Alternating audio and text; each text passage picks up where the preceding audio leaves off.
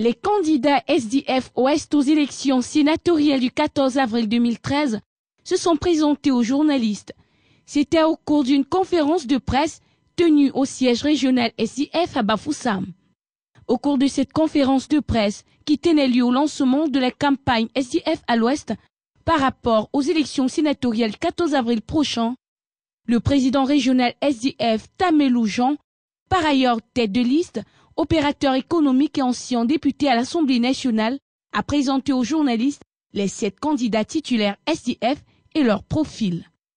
Ce fut aussi l'occasion de tirer un coup de chapeau à l'ELECAM et de dérouler leur feuille de route qui consiste entre autres à la traditionnelle porte-à-porte. Je crois que cette élection, ce n'est pas une élection des partis politiques. Je crois que c'est une élection de nos représentants à la Chambre haute du Parlement, de nos représentants pour les collectivités de notre région.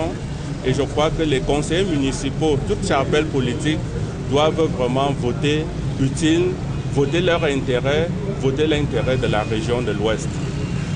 En dépit de l'absence de la liste RDPC à l'Ouest pour des raisons évidentes, le SDF est le seul parti le plus représenté dans tous les 8 départements de l'Ouest, contrairement à l'unique adversaire UDC qui n'est représenté que dans le Noun.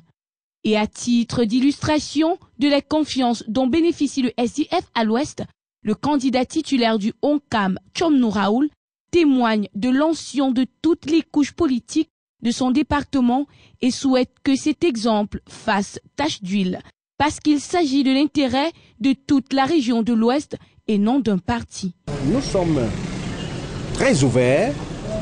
Il ne s'agit plus d'une affaire du parti, il s'agit d'une affaire du département. On doit sauver l'image de notre département, rentrer au village avec quelque chose qu'on pourra présenter au peuple. Et quand on posera des actes et des actions, ça va être bénéfique pour tout le monde.